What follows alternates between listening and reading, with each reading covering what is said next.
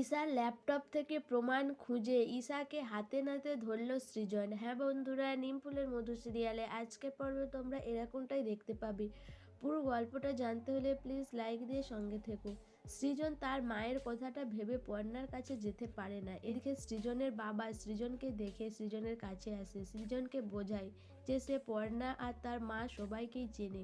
পর্ণা কি করতে পারে না পারে সেটা তো সৃজন জানে।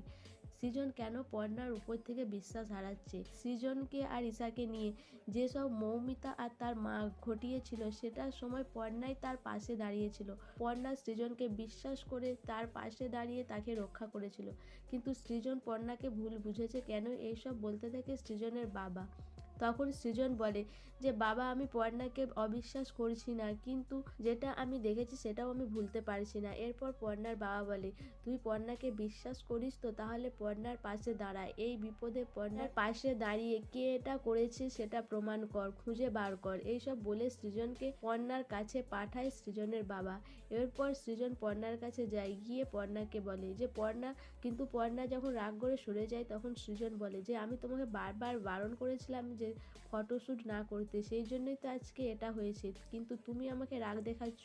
আর তোমার ওই বন্ধু। পর্ণা বলে অনুভবকে নিয়ে কোনো কথা বলবে না, তোমাকে একবার বলেছি। তখন সৃজন বলে আচ্ছা ঠিক আছে, কে ছবিটা নিয়ে এইসব করেছে, আমি আর তুমি তার দিকে খুঁজে বার করব। তখন পর্ণাকে সৃজন বলে অনুভবকে ফোন করতে। পর্ণা অনুভবকে ফোন করে। সৃজন অনুভবের সাথে কথা বলে যে সেদিনকার ছবি তোলার পর অনুভব কোথায় কোথায় গিয়েছিল আর কাকে ছবি দিয়েছে। অনুভব জানায় যে ছবি সে কাকেও দেয়নি, ছবি তোলার পর তো সে তাদের বাড়িতেই গেছে, বাড়িতে গিয়ে সবাইকে দেখিয়েছে।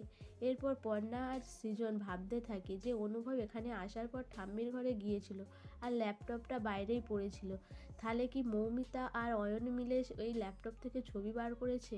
এরপর পর্ণা ভাবে যে মৌমিতা আর অয়ন ছবি বার করবে তারা, আর এই সব করবে, তাদের মাথায় এত বুদ্ধি নেই, তাহলে এর পেছনে কে রয়েছে। তখন পর্ণা আর সৃজনের মনের মধ্যে একটাই নাম আসে, ঈশার। তখন পর্ণা আর সৃজন বুঝতে পারে যে এইসবের পেছনে ঈশা রয়েছে। এর পরের দিন সৃজন রেডি হয়ে বেরিয়ে পড়ে ঈশার বাড়িতে যাওয়ার জন্য।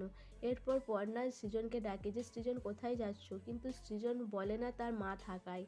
তাকে বলে যে আমি পুরুষ মানুষ, আমি কোথায় যাচ্ছি না যাচ্ছি তোমায় বলে যেতে হবে নাকি, তুমি বাড়ির বউ, বাড়ির বউয়ের মতোই থাকবে। এই কথাটা শুনে কৃষ্ণা মনে মনে খুশি হয় যে তার ছেলে আজকে পুরুষের মতো কথা বলছে।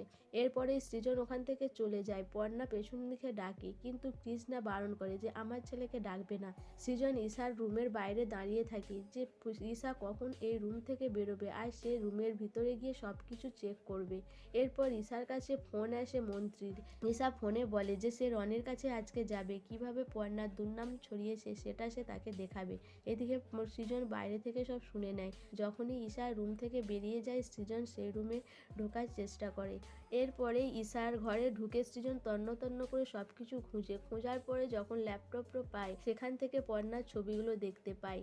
সো বন্ধুরা, পর্ণার ছবিগুলো খুঁজে পাওয়ার পর কি সৃজন ঈশাকে হাতে নাতে ধরবে? যদি এরকমটাই হয় তোমাদের কেমন লাগবে অবশ্যই আমাকে কমেন্ট করে জানাবে। আর আমার ভিডিওটা ভালো লাগলে প্লিজ সাবস্ক্রাইব করে দিও, আর ফেসবুকে দেখলে অবশ্যই ফলো করে দিও, আর কমেন্ট লাইক শেয়ার করতে ভুলো না।